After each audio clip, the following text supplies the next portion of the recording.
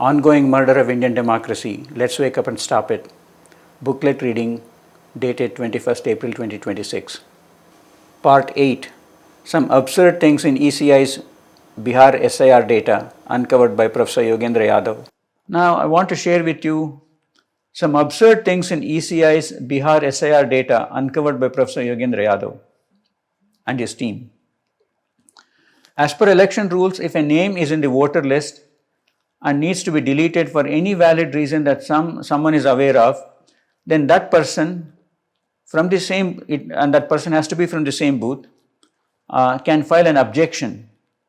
After due investigation and due process, the concerned voter's name can be deleted. A list of voters' names deleted this way can be downloaded. Professor Yadav's team downloaded such a list in Bihar for deletions that happened after the ECI had published their first list of voters as per SIR.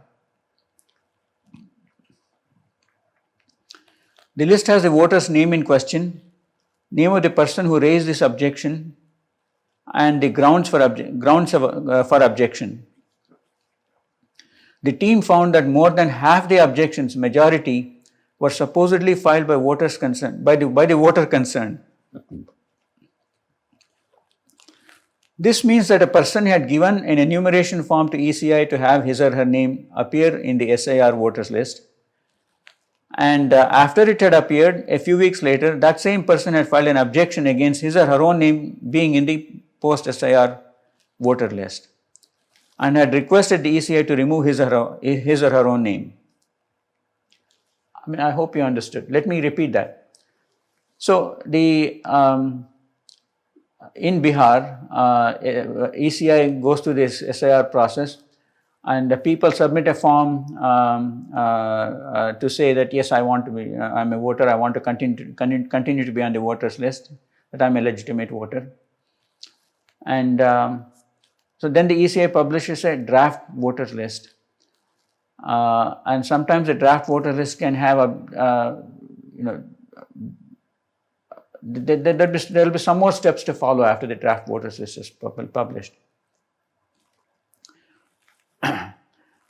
So, after the draft voter list is published, there were many voters' names that were deleted from the draft voter list before the final list was published.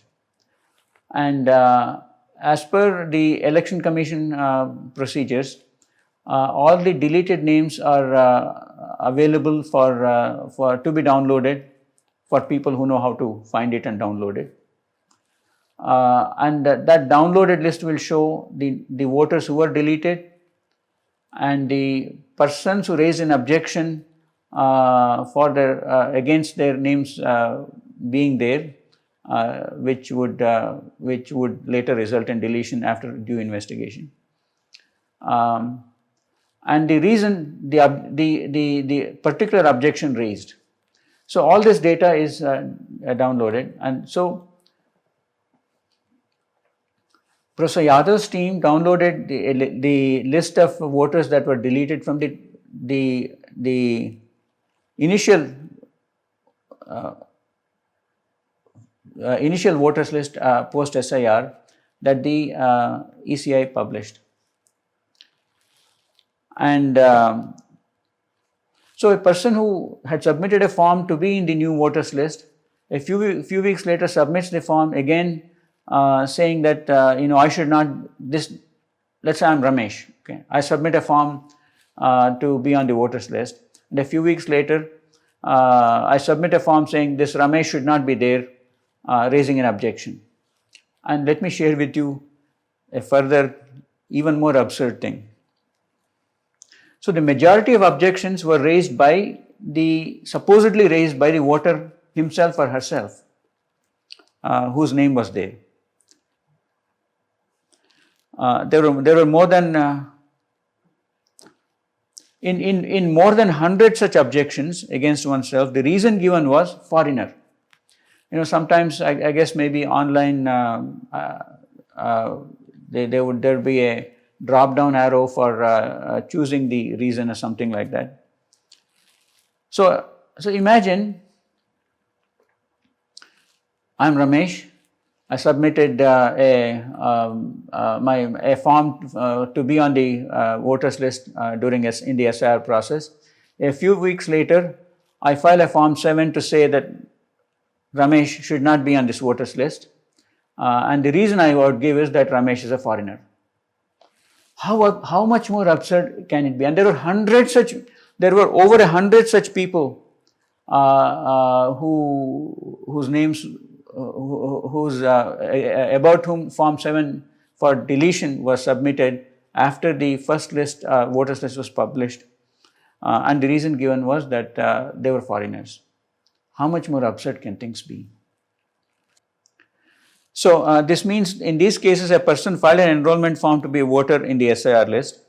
A few weeks later, filed an objection against himself or herself, saying that he or she is a foreigner, and requesting that his or her own name be removed.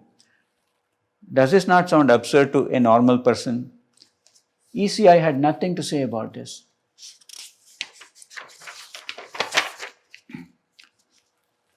As per the searches by Professor Yadav's team, in the whole of Bihar SIR process, ECI apparently could find only 3 voters who were actually foreigners.